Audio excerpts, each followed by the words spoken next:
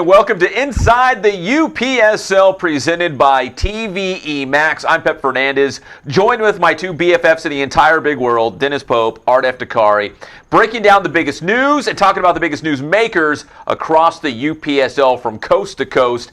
And before we get into the hot topics, and we've got some great guests in studio as well tonight, we got to remind everyone that in the month of November, you have an opportunity, if you have a business, for free advertising, but you have to act now. Here's the deal. There's 5 qualifying spots. You email us. The email is sales@tvemax.com. Shoot us an email, say, I'm in. I want a part of that. Free advertising. You get commercial spots through the month of November, but you have to act now. If you sleep on it, like my mom always said, if you snooze, you lose, right? You guys, did your moms use that? Art? I know your mom used it. No, she didn't. She didn't? No. What did she say when you wouldn't get up in the morning, like you'd lay in bed, and she's like, Art, you got to get out of bed, go to school. That's what she said. Pope, anything similar to? No, she would just throw ice water on us. Step your game up, Pope, get out of bed, go to school and learn. Right. If you snooze, you lose. 5 offers, 5 different businesses, free advertising in the month of November. But you have to act now. Again, sales@tvemax.com. In fact, you can shoot us an email while we're on the show, as we're doing the show live. Okay, so let's get to right off the top. The biggest topics right now in the UPSL. Let's talk about U.S. Open qualifying in 2020 and beyond. So not even next year, not even in the current tournament, but even going and beyond. So, Pope, there's more professional teams in the United States. What does that mean for the clubs in the UPSL right now? So UPSL teams qualify for the U.S. Open Cup through a process known as open qualifying. They sign up, they register for the tournament, they pay the fees, and they get a qualifying round game starting in September. And if they win that match, of course, they continue on. So with the expansion of professional soccer in the United States, the more professional teams there are, down the road, that'll mean fewer spots for open qualifying teams. So as it stands now, there's 6 regions of open qualifying: the Northeast, Florida, the Southeast, that's 1, Central, Mountain, Southern California, and up the Western Coast. And so there's 2 or 3 teams from each of those regions that are qualifying for the U.S. Open Cup this year. Legitimately, you could see that number diminish to 1 per region as the tournament gets more professional teams involved, and the number of open spots are finite for clubs. So you don't see the number of open qualifying spots expanding, you see the number of spots for professional teams expanding. So, Art, what does this mean for the UPSL teams? Because, again, you can go through qualifying, but at the end of the tunnel, there's only going to be a couple spots open, right, into the big tournament, into the U.S. Open Cup here. Yeah, I mean, there's going to be a lot of teams. I'm sure this news is not news that teams in the UPSL are welcoming. I'm sure they're not very thrilled about it. But, right now it's like it's one of those things where you say, at first, when you first hear it, you say, okay, well, what's going to happen? How can it change? And, overall, I feel like, they're going to have to change something eventually. You shouldn't be keeping these teams, upset. You shouldn't be telling them, hey, there's more professional teams coming, so too bad. Something's got to be done. I mean, will it be done anytime soon? I'd say probably not, but maybe it could change. And Dennis, going back to you real quick, so when you say they're adding professional teams, what leagues are we talking about here that are going to be, swallowing up these extra spots? Specifically the USL and their expansion to 3 tiers. They have the USL 1, 2, and 3. And so they're going to be adding teams in those lower tiers of the USL, and those will be professional teams. So that'll take away spots from open qualifiers, not only the UPSL, but USASA qualifying teams from elite leagues, professional, or not professional, but open amateur teams around the country. And so not only is it UPSL teams attempting to qualify through this process, but it's teams like Lansdowne Boys in Yonkers, New York, Christos FC in Maryland, popular big amateur clubs throughout the country. And this was all but confirmed by John Palmata, the president of USASA, this week on Twitter, who said, yes, they are trending this way, and we could see more of it happen as this goes on. And the counter argument against open teams qualifying for the U.S. Open Cup is there's already amateur tournaments. There's the Werner Fricker Cup, there's the USASA National Cup, and those are specifically for amateur pro development UPSL type teams. And so I think in the scheme of professional soccer in the United States, they're sort of pushing out the amateur pro development in this tournament, which they want to try and elevate eventually. This, I think, is a process that U.S. soccer is going through, trying to populate and popularize the U.S. Open Cup by having there be bigger teams in there longer. So I think it's to the detriment of the tournament to have,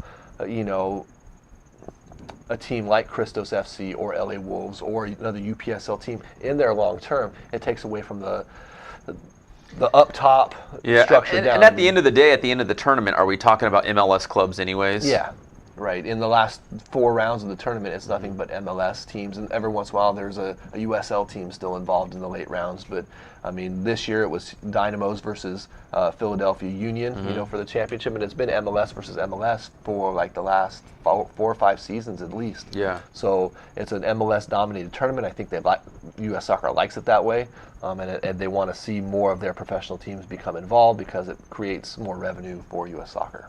It might create more revenue, but Art over here is not happy about it, right? No, I'm not happy about it because, when you think about, I know you're making a comparison that, U.S. Open Cup is basically like the FA Cup in England, and we like hearing about those stories of the giant killers, the lower league teams pulling off an upset. And you need that also in the U.S. Open Cup. Because it can happen. Absolutely. Now, like a friend of ours, like Eric Winaldo, who's now with Las Vegas Lights FC, he's on both sides of this now. He coached in the UPSL, right? Now he's with the USL. So, Pope, with a guy like that, I mean, he probably sees both sides of the fence, right? We'd hope that he'd be an advocate for open qualifying teams. Yeah. No matter where he goes, he's always been a proponent of pro development soccer and the UPSL.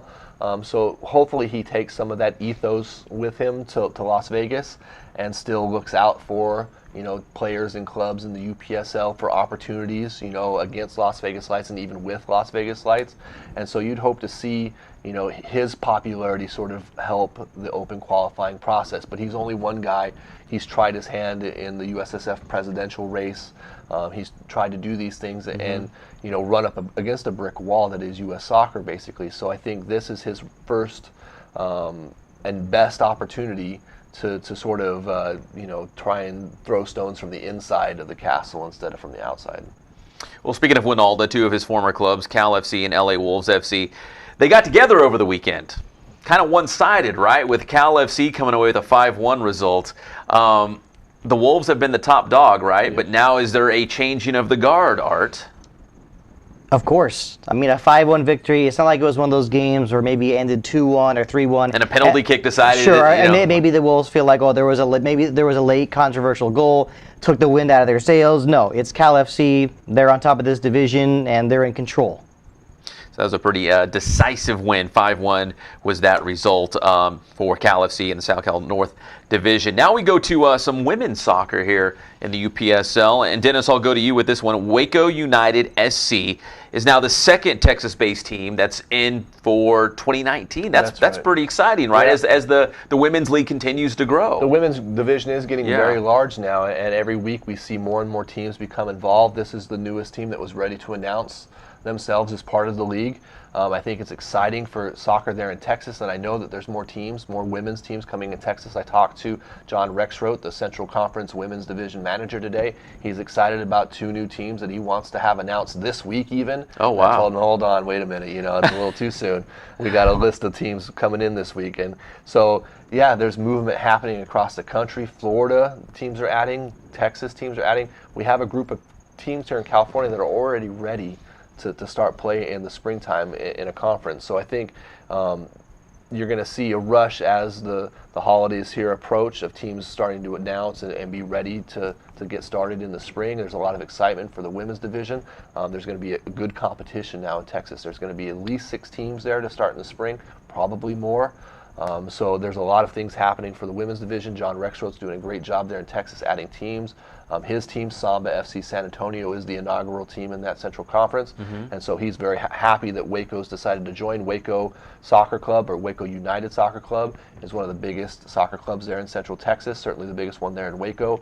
This is their first attempt at a women's team, and I think they're going to be successful at it. They've done everything that they've done so far, they've been successful at. So this is just another step in their progression, and they're excited to be a part of it and excited to get going. So if they want to launch in the spring, I guess the time is now, right? I mean, strike while the iron's hot. If other teams are jumping on board, if you do it now, you've got some time to kind of start building some momentum, with a full head of steam as you go into the spring, so you can hit the ground running, I guess. Well, of course, as in the words of the wise, if you snooze, you lose. Hey, that's what my mom always said. Absolutely, and Waco United, they have a good platform. They have a youth academy, since 2015, and it's for boys and girls from the levels of U9 all the way to U19. So you got to like what they're doing, and like you said, yes, spring will be here before you know it. So got to get to it. I'm not going to use that quote again. Just pointing that out. The cool part about this is they've teamed up with FC Waco, which is the UPSL men's team that just started this past year, and they're going to combine efforts. In facilities and staff operations and stuff, and they're becoming one, true club. Could that be a trend, like to make this work, and maybe some cities that already have men's teams, if they're going to bring in a women's team for that league? It would work in certain situations. Sam Odejima, the owner of Waco United, he says in a place like Waco, it makes sense, but Waco's a medium-sized town, in a place where there's not a whole lot of competing interests happening. Couldn't happen in a place like Southern California. I mean, unless you had two like-minded businesses. But it's more apt to happen in small locales where there's a need to combine resources and things like that. All right, let's wrap up this first segment with this, because it is Halloween. What makes a spooky soccer costume? Now, did you guys ever go as a soccer player for Halloween? I've been as a referee a couple times. I think once, long time ago. You were a soccer player? Yes. And if you were a referee, I'm sure everyone was just yelling at you. Get out of here! Yeah, people were trying to give me my own red card. It was ridiculous. See, were you like a dead soccer player or anything? Like a zombie soccer player? No. Did you have like fangs or nothing? No, I think it was just one of those Halloweens where I had no ideas and that's it. Shirts to spare. I think that was always like the last, ditch effort. It's like, oh man, I guess I'm not going to be Luke Skywalker. I got a soccer uniform. I'm going to throw on the shin guards and we're going to go out and we're going to get some candy. So, if you were to pick one soccer player to be this year, right now, as your Halloween costume, who would you be? Of all time, just anybody. Who's your guy, Art? It's hard to say. You guys are. You want me to go first so you can stew about it? You can go first, yes. I would probably whip out the goalie gloves and some old school Pele Umbro Supremes and go as Jorge Campos in the goal. And you guys could just shoot shots on me and I just get sideways on Halloween and be old Jorge Campos. That's what I'd probably do. I already have the helmet, and so people already call me Peter Cech when I'm playing. There you go. So I've already purchased a Peter Cech jersey just for this occasion. So I'm going as Peter Cech this year. You're going to win first place in the Halloween costume contest. I don't know if anybody, if I don't go to a soccer con, is going to know who the heck I am. I think it's kind of silly. But. Well, come to think of it, one Halloween years ago, I was Dog the Bounty Hunter. I still have that long, that mullet, the blonde hair mullet. Yeah. So using that, I would put that on to go with one of my Mexico shirts and be El Matador, Luis Hernandez. There you go. See, you've got it. It took a little time, but yes, that's the one. There's still time. We could still run out the door right now and go get candy in our soccer uniforms. Yeah, we'd be quite the trio here. We'd be like, what kind of soccer team is that? When we come back here live and inside the UPSL presented by TVE Max, we've got LA 10 FC in the house, two of their star players. We're going to break down their great start to the season when we come back here on Inside the UPSL presented by TVE Max.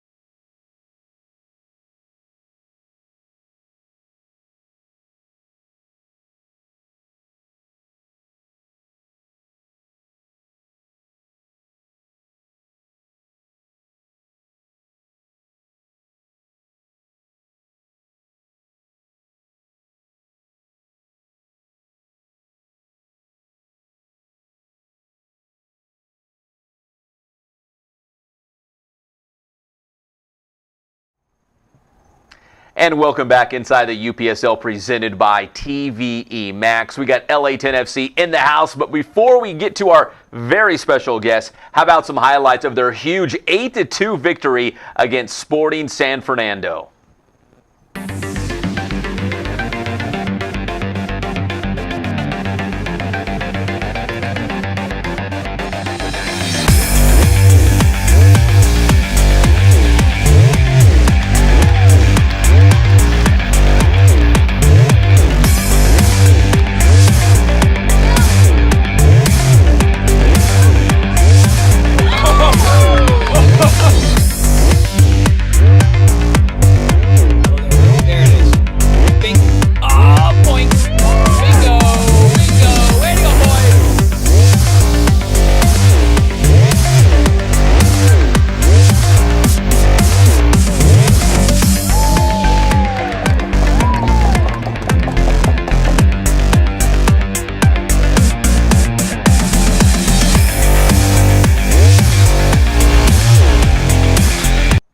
And welcome back inside the studio, talking LA10FC football here with Duncan Boquicchio. Nailed it. And Zach Peters Vernier. Yep. 2 for 2. That'd be pretty good. If we were playing baseball, that'd be really good.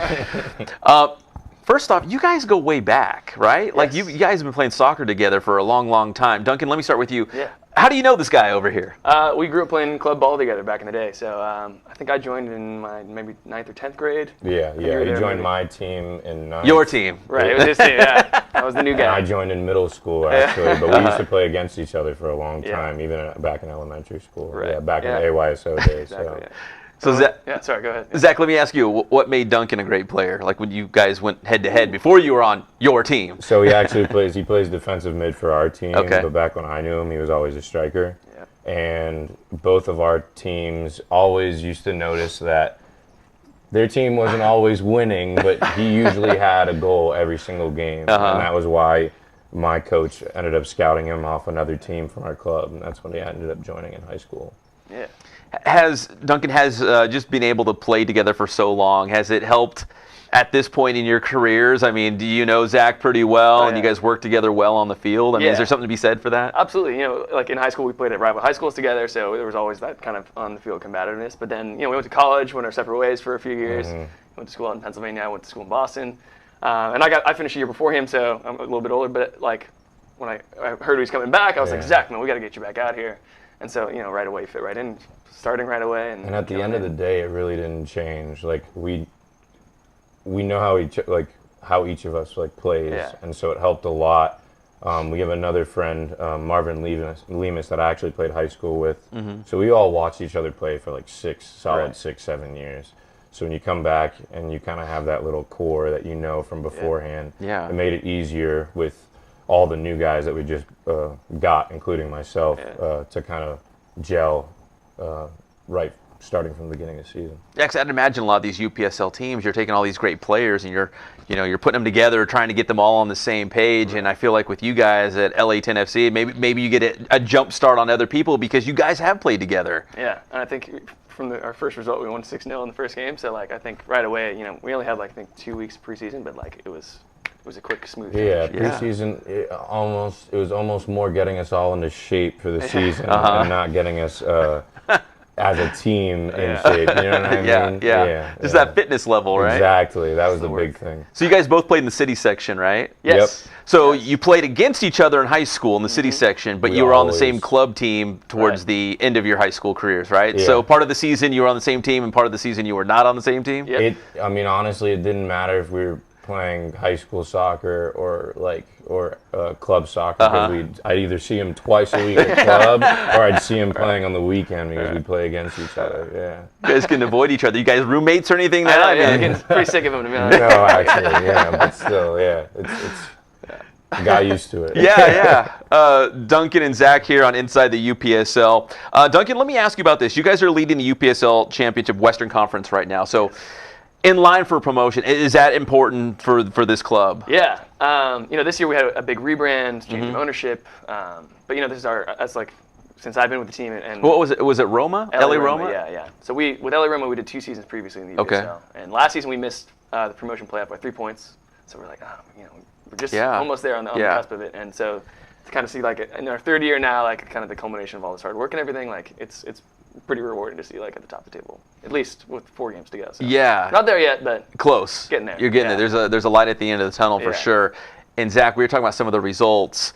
Even the one from this weekend, I know you guys just saw the video highlights against Sporting San Fernando, 8-2. Like that's incredible. Like for anyone who says I want more scoring, I want more goals, just watch the UPSL, watch LA10 FC over here. No, it's definitely good having a very strong offense, and it's really fun to watch too. I mean, at center back, you get the best view of all these crazy goals, and every single time we play a game, every single week, I'm just like, these are guys I play with. Like they have just insane skills, and sometimes you don't see it in practice, and it just comes out randomly in a game. So it's been fun. And hopefully we can get some clean sheets for them. I was gonna say, you're more interested in the shutouts, as opposed. That's the score. Yeah, so what's with the 2 goals, Zach? I mean, they gave up 2 goals. It happens. It happens. We'll get the next one though. Yeah. So Duncan, you're up top. Well, I've been playing more holding midfield this year, but I played up front last season, and kind of I've just my whole life I've kind of just bounced around wherever. Utility wherever the team man. is, yeah. So you need those guys, right? They can do a variety of different things. So when you look at it, like your soccer team, call it like the spine, right? Your center back, your center mid, like going all the way up. I mean, Zach, let me ask you, do you feel like that's a strong point with this team? Having like 100%. That strong up the middle? Our 3 starting midfielders, you got Duncan, you got Marvin Lemus, and you got Yoni. They all play, I mean, triangle, usually reverse triangle, and it works out perfectly with me and Josh Rodriguez right in the middle there. Depending on who we start that day at forward, we usually either play with outside wides, or we have Mo or Renan sit there right in the middle, and they play great posts. So we have a lot of good players in the middle that not only do we rely on them defensively, but they get it out to our wings, and that's where we get a lot of our goals from too. Yeah. So it's been a strong point. And just off the chemistry point, Yoni and Marvin, who are 2 of the other center midfielders, are cousins. So there's the other part of that. Yeah, man. So not only did we all go to school together, Yoni played in the same division too. at Uni High. So University High School. So we all go way back. Yeah, there's something to be said. Just have that chemistry, right? I mean, like again, going back to taking guys from all these different backgrounds and places and putting them together. If you have some history with with some of your teammates, I think it goes a long ways, and it's showing in the results. Yeah. Duncan, let me ask you. So, LA10. So new owners, right? This year, we talk about the new branding, of course. Right. What are some of the plans? What gets you excited about the future of this club? Well, I think from having played, I played in the UPSL like very early on as well for 2016. Just seeing the league expand and kind of the possibilities and the direction that this league is clearly trying to go is looking towards like that professional level. I think our plan is to kind of ride that wave and share kind of the similar goals. So I think before we were a really good team, but now we have the club aspect. We've got like 4 coaches. We've got an incredible owner, Jeffrey Whalen, who has he's backing everything financially and has been super available to all the players and coaching staff. So I think just having that like next level of professionalism, it just makes our jobs as players on the field so much easier. So I'm not worrying about other things off the field where everything's being taken care of. I can just focus on our game and clearly. It's really nice joining a really organized soccer team, like an actual club, because people are held accountable to go to practice. People are actually getting there and trying to bond with people. Yeah. It's not just a bunch of random guys from all over LA that are coming to play soccer for pickup. Yeah. Like we're really trying to get to know each other, and we're staying for the long haul. Yeah. So it's been good to see that everyone is really being responsive to Jeffrey and all the effort and all the coaches' effort on the backside of it. Yeah. So for both you guys, and I'll ask Duncan first, it sounds like this is not being treated like, hey, it's a Sunday adult league. Everyone, if you can show up, great. Sounds like it's already a professional environment, which maybe is why you guys are being so successful. Yeah, we've got our first team now, and we have like 26 guys on our roster. It's starting spots are hard to come by, obviously, and then we're working on putting a second team together now. We've got a great reserve group of players that are in training, are working their butts off every single week, and then we also have youth academy. Like we work with ADP 10 FA, which is like part of Jeffrey Whalen's company in Edge America, and like we're building the structure to have players come kind of up through our own system that way, and eventually play for the first team in the UPSL team. So Do you feel the same way, Zach? Like, do you feel like it's already, what you would see maybe at a professional or higher level? Maybe something you'd see in Europe. I don't know. Yeah. Once again, to that matter, we see how professional Jeffrey and all the coaches come and how much effort they put in. So we got to give it back. Yeah. So I mean, we understand their vision and we want to make it our own. So we're going to put our all into it as well. Now, are these aren't the jerseys, are they? No, No. these are just some fancy these pillows. are- yeah. Man, you Yeah, guys are like game rolling days, deep yeah, in game here. days. So is that the logo though? That's a Yes, that's a this pretty is it. sweet logo. So You it's like like the it? city skyline of Los Angeles. It is, Really and from cool. our stadium, like if you've seen it at LA High, you can see the exact same skyline. So Yeah, it's a nice little, If you check our Instagram every once in a while, Yeah. we'll have a cool like Instagram story with Yeah. the sun or the moon in the background during practice, depending on how late it is. Yeah. So but like we're one of the only like few UPSL teams that are actually based like kind of in the heart of LA. and Like you can see downtown. I mean, Yeah. it's like 10 minutes away. Yeah. So. And for you guys, is that special? I mean, that's where you grew up playing. Like, Yeah, not a lot of guys get to go back to where not only their hometown, but like their home area Yeah. and be able to play at this level. Yeah. I mean, Duncan, is that pretty cool? I mean, do you have family and friends that are able to come out? Yes, I'm within walking distance from our home game, so like. Are for you me, really? That's even better. But yeah, but I think just seeing like we have certain players on our team who drive like 2 hours to get to training, and like Yeah. for us like it's so nice to be just back at home and like his parents come to all the games, my parents come to all the games, our families are always out there, so that part's really nice. Is that special for you too, Zach? Yeah, definitely. I mean, having the parents, but also kind of being, I don't know, known as that team that's like based right in the center of LA. Like that kind of, I mean, obviously being on top of the league helps. But Yeah. having that extra, I gotta actually rep LA. Like we're LA 10. We're right in the middle of it. That brings a little bit more fighting spirit out of us, I guess. Well, you guys are playing very well. Looks like promotion is on the horizon at this point. Zach, Duncan, we appreciate the time. Continued success with LA10 FC, and thanks for coming on the show. We do appreciate it. Thank you. Thanks for having us. All right, that's LA10 FC, and we will be right back here on Inside the UPSL, presented by TVE Max, as we will look at the My Cujo goals of the week. It's these guys.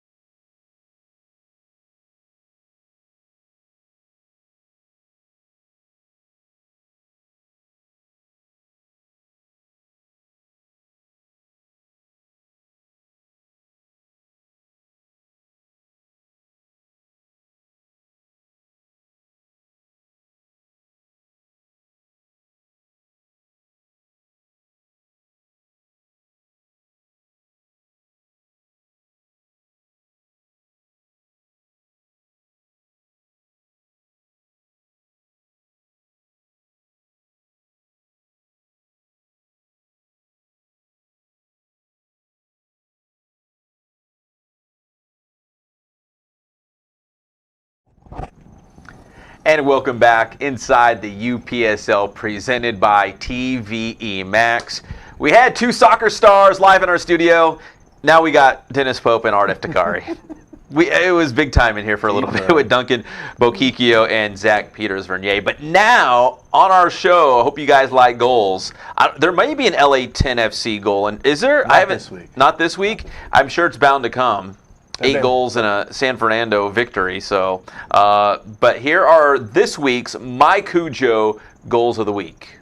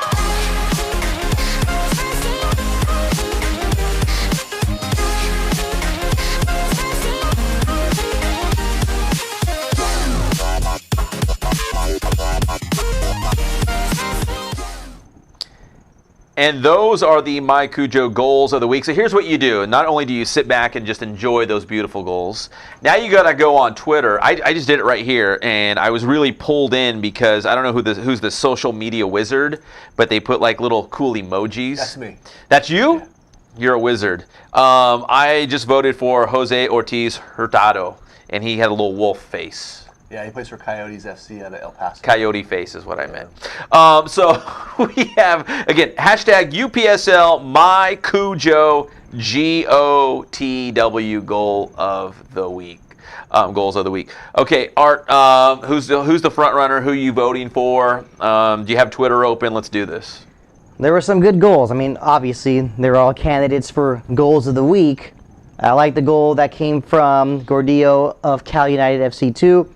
But the one I liked the most was from Villanueva, who plays for San Juan FC in Utah. Tell me his first name, please, Dennis. Freddie. Yes, Freddie Villanueva. Love that goal. You know, skims the bottom of the crossbar and goes in, you know, like a boss. Or, you know, like a pro. Like a boss. So on the poll, there was a mistake where it lists Gustavo Villalobos for Cal United FC. That goal He's was the actually, son. Yeah, that goal was actually scored by Christian Gordillo. Both have been nominated previously for goals of the week, so a little bit of a snafu there, but it's been fixed. And a vote for Villalobos is a vote for Gordillo. Right. Same team? Same team. They both have the money. sun emoji. If his name was on there, they both have the sun. The team gets the money if they win anyway, so it doesn't matter who scores. Any way you slice Right. it. My favorite of the goals, I like them all. Of course, I think they're all really, really good, but Villanueva's goal, hitting the underside of the crossbar and bouncing down, and then it comes back up into the net, kind of hangs in the net for like a split second, just to rest for a moment. I kind of like that. But Rudy Rivas' goal for San Fernando Valley FC, shot from the wide. They had a couple of different angles actually on Twitter. They shot video. They had it on My Cujo, so you're able to see In the it. LA 10 FC game? No. Before that? Yeah, before that. And then, and then the free kick from the Coyotes FC player. That was pretty sweet. Looked like a chilly morning there in Texas in that video on that free kick, man. That looked like icy grass. Are you guys on Twitter right now? Yeah. No. Oh, you are? I'll say, don't get on there. Who do you think's leading right now, percentage-wise? Who do you think has the lead for the My Cujo goal of the week? If you were going to guess. Not Well, who you want. Who do you think the fans, like all the UPSL fans, just jumping on their computers and just typing away like crazy? I would say probably Reyes. I think it's the San Juan goal by Villanueva. The winner is not the winner, but the leader, I should say. The leader right now for the My Cujo goal of the week is the Eagle, Rudy Rivas. The Eagle. Yeah. What club is that? That's San Fernando Valley FC. The Eagle is winning right now, but the Rivas, good news is there's still time, right? There is, yeah. Voting closes Thursday at 11:59 p.m. So up until that point, you can vote. All right, just another reason to make sure you follow at UPSL Soccer on Twitter. And you can vote again Thursday, 11:59 Pacific times when we're going to cut it off. But right now, your boy Rudy, the Eagle, is leading right now in the voting. Rudy. Hey, you know what? Rudy's a great comeback story, right? So maybe this is a Rudy that can hold the lead, the favorite here on our My Cujo goal of the week. All right, we come back. We still got a lot more news to get to here on Inside the UPSL. I know you all want to go out there trick-or-treating, get your candy. First, we're going to hit you with some news, and then you get the candy here on Inside the UPSL, presented by TVE Max.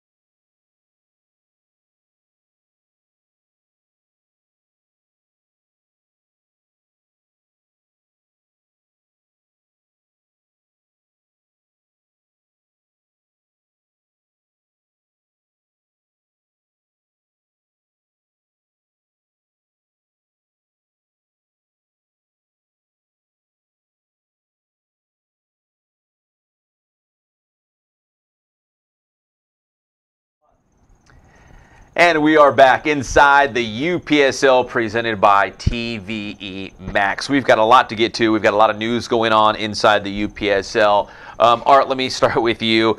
Miami Sun FC, they may never lose another match again. They're off to a red-hot start. How long can they keep this up? They're 7-0. I mean, how long can they keep it up? That's a good question. But the thing is, though, one thing I've been keeping an eye on when looking at the standings is that Miami Sun FC is in the same division as Florida Soccer Soldiers, and they have yet to play each other this season. That's the game, right? So that's a game you got to mark on your calendar, especially if you're down in South Beach. As we all know, South Beach bringing the heat. Super heat. Yeah. And Miami Sun, right? What could be hotter than the surface of the sun? Surface of the sun. Anyway, but that's the match, right? Right. I mean, there's a lot of times when a team can run out to an undefeated record. They might say, well, who have you played? What's your quality win on your schedule? We're going to know, right, when they play the Soccer Soldiers. and you know it's going to be low scoring because Soccer Soldiers, they don't give up very many goals. And so you're not going to see a high scoring 7-6 or anything like that. It's going to be a 1-0, 2-1, kind of game. And I wouldn't be surprised if, when we see that matchup and we talk about that match next week, the roles are reversed, and all of a sudden Florida Soccer Soldiers is again the number one team in the Florida South Division. We'll find out. We want to see that signature victory, see if Miami Sun can, pull that upset. Because I think right now everybody says Florida Soccer Soldiers is the team to beat. Still the team. All right, we go from Florida to the state of Texas. Everything's bigger in Texas. Even the scores in the UPSL are bigger in Texas. Let's start with Inocentes FC. Is this right? 10-zip in their last victory, and Anthony Powell had 6 of those goals. Yeah. It's like double hat trick. 5. They had 5? Yeah, 5 of those. Yeah, Terrell FC really took it on the chin against Inocentes. Inocentes came out and was scoring goals left and right. There was like bing, bing, goal here. I remember goal those there. AYSO games. It'd be like 10-zip, and everyone got a goal and pizza at the end. It seemed like it turned every time the ball turned around, it went down for a goal for Inocentes in the first half, and so it was really difficult if you're a Terrell FC player or supporter to watch that and say, hey, we made some improvements or whatever. But I think we've all been there, though. You know what I mean? Like, I've been on both ends of those kind of matches, and either you're on top or you have to find a way to fight back. Right. And Inocentes, they're right where they want to be again. They're in the pole position in the Central Conference right there, and they're looking really, really sharp. And they have a player returning to them, Anthony Powell, who is a showstopper forward, scores tons of goals, was a UPSL Player of the Week during the spring season for them, helped them advance into the national playoff round, and then he went on trial a couple different places in Europe, including a couple of clubs in Sweden, a club in Germany. So he's back. Their season, of course, runs summer to fall, and then it kind of ceases. And so he's back in back in Texas, back with Inocentes, and his first game back, he's placed right up top, and he's delivering. So whatever he was working on in Sweden or whatever, it's really translating for him. And you know a little bit about Anthony, don't you? Yeah, is he a game changer? He is a game changer. He's a good player. Yes, he is the game changer. I don't know why I'm stumbling a little bit there, but yeah, he played in the 5th level of Sweden for a team called Soflis, and it's hard for me to be the expert on pronunciation of the Swedish language, but yeah, I'll say he played for Soflis, and that's a great experience for him. I mean, for any of the UPSL players to go overseas to play in different countries, these are the stories you always want to read about. These are the stories you always want to hear about. Bottom line. All right, I'm going to stick with Art because we're going to now head to Colorado. And as Art Eftekari famously said, it's GAM time. It's no longer GAM time in Colorado, though, is it? Well, seeing as how Logrones are now, they have 6 wins and a draw. I mean, they are on top of that division. But look, I mean, it still is GAM time. I mean, GAM United, they got a 3-0 win over Indio's Denver FC. Another good result. Those goals scored by Michael Sarpong, Ibrahim Latona, and Matthew Waglo. So another good result. I mean, yes, Logrones Soccer Club is on top of that division, but GAM United right behind them. It's a really interesting race right now over there in Colorado.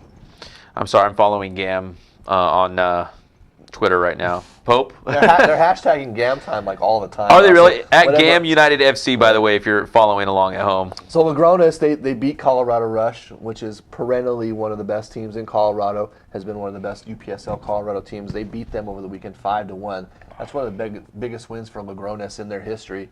And so they're looking to secure a playoff spot for the first time, and I think this is probably the best chance that they have. The Colorado Conference is a little bit shaky at the moment. There's fewer teams there, and so this could be an opportunity for them to not only usurp Rush, but also challenge GAM time for that playoff spot. I love GAM time. You're right. I'm following them on Twitter now, and I just saw they are using the hashtag GAM time, and I'm scrolling down their timeline, just kind of trolling, sneaking around their Twitter feed. And I'm like, who's this Art guy? It's this Art. Yeah. Art's on there, man. He's interacting with GAM time out there. He's made himself a club favorite. He's made it. Like I said, I still want that scarf eventually. Okay, I know it's coming. The scarf that'll say GAM time. GAM time. All right. On from GAM time to the Mountain Division and Pope San Juan FC. They're undefeated. Yeah. And it looks like there's probably no end in sight right now for San Juan FC. You can't really look at their schedule and see one. They're going to run up against the U.S. Open Cup game here in November, and that'll be a tough match, of course. But as far as the league schedule goes, they've defeated everybody in their division. They look primed to make that playoff spot out of the Mountain, that region. They're not Colorado, they're in the Mountain. So, they beat Utah Saints over the weekend, 10-0. Yeah, it was crazy. Is Anthony Powell on that team too, or what's going on? I mean, that game was much the same way. It was just like goal after goal after goal in the first half. Of course, San Juan plays in that wonderful indoor facility there in Salt Lake City, and it just looks great on the inside when we see the video there on Mike Cujo. And I think they have a real home field advantage in that facility, and they really use it to they really use it. And Utah Saints, only their second season in the UPSL. I think this hopefully will be a moment for them to sort of circle the wagons, maybe a little bit, and say, we need to do better. We have to do better here. This isn't going to be enough to get better, because San Juan is clearly getting better, taking massive strides. So San Juan, I think, is the team to watch certainly out of the state of Utah, and this next couple of weeks is going to be a big one for them. In the mountain. Yeah. Do you like San Juan FC as well, Art, in the mountain? Definitely. I mean, they're playing well. They got a good team, and they they're determined, and they're making a lot of noise, and I'm sure they're enjoying they're really enjoying when other people are talking about what they're doing. They've had to make some long trips, and their next big game is coming up, and they are just one win away from going to the 2019 Lamar Hunt U.S. Open Cup. So definitely exciting times for everyone at San Juan FC in Utah. Yeah, absolutely. They're 6 points clear right now of Boise in the Mountain Conference, and so I think there's only a couple games left on that schedule. I don't even know if they can be topped at this moment. Yeah. And I think right now all their energies are probably directly focused on November 18th and that match, to get them to the pinnacle of the biggest point in their franchise's history. I mean, it's going to be a big, big deal, and I can't wait to see what happens. Yeah, to get to the U.S. Open Cup is going to be big. Major thing. All right, let's go to the NorCal Conference, and JASA Redwood City, Real San Jose, and Redwood City proving that they're going to be the team to beat the inside track, right, Art? Yeah, right now, they have played, I believe, one more game than Real San Jose, but they have a 4-point lead. So right now, they're looking good. They got to be happy about that 3-1 victory. I mean, Real San Jose, not an easy opponent to beat, in that division that's the Wild West South. And, Real San Jose, I mean, they have a good organization. I mean, their owner is Nick Ariano, and he's done a lot for the team. He's even last season he even did a few times he even did play-by-play for Real San Jose. So it's a lot of excitement up there in the Wild West South. Yeah, I don't know if we would necessarily wish that he would do more play-by-play, but right now Real San Jose is 4 points shy of the lead now, so they're going to have to make up some ground there. And they didn't make the playoffs last season either. So I think, right now JASA going to the U.S. Open Cup game in Portland, placing themselves above Real San Jose in that conference. And of course, Redwood City and San Jose are just a few miles apart, so there's a little bit of a regional rivalry there, you would think, certainly. And JASA, unbeaten in their 5 games to start the year, has really put themselves in this situation where they're the team to beat there. So Ariano's not the play-by-play master? No, he is a disaster. But Art's for hire. That's the good news. So you go up there and you can go see your 49ers. You can do some play-by-play. I'm not sure if I'm going to do that anymore this season. They're going to turn things around, I'm sure. I hope. All right, finally in Southern California, Sporting San Fernando, 4-3 winner over the Kern County Mustangs. And Pope, that clinches a playoff spot for them? We believe so. Think so? Yeah, right. They made the playoffs in the spring season, so they're really on a roll right now. Pato Rodriguez scored a hat trick for them in that game. He also assisted on the game winner, and they're really hot right now. I think they're unbeaten in several of their last games, and they've put themselves in second place as it stands right now in that division. So they're looking for bigger and better things. A victory over Kern County, every team is having difficulty with that this year. Wolves had difficulty with that. Cal FC had difficulty beating Kern County. So it's not an easy victory, and I think they feel very good about themselves right now. They're communicating more when they win this club, and so right now they're communicating a lot with their social media they're following, because they're happy about what's going on, and I think they have every reason to be. They're going to be an up-and-coming team in the UPSL for a few seasons now, and I think they're just beginning to find their stride, and see what it takes to compete against the bigger teams. And I think they're going to find, they're going to surprise some teams here coming up. Teams are going to take them a little lightly, maybe, not expect, them to make the challenge that they will. And I think, they could have the opportunity to knock somebody off.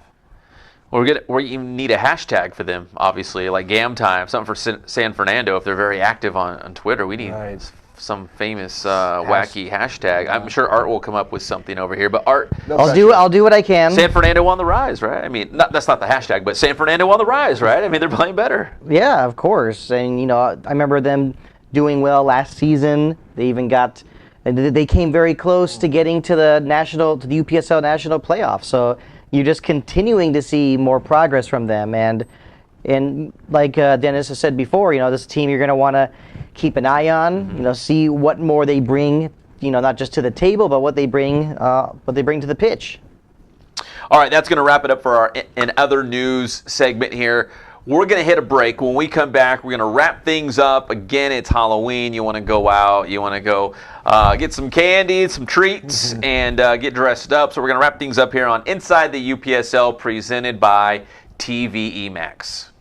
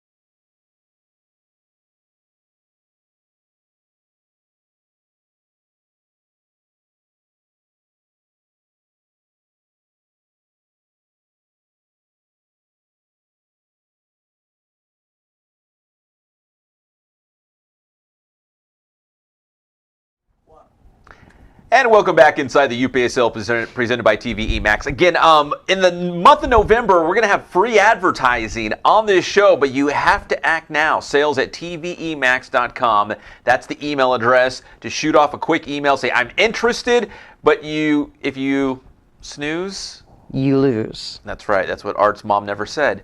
But my mom would say that. So you got to act now. So what we're going to do is we're going to take some qualifying offers. We're going to see who emails us first, and there's going to be 5 businesses, free advertising, 30-second spots, I think like 4 of them. So yeah, right here on Inside the UPSL, but you got to do it now, sales at tvemax.com.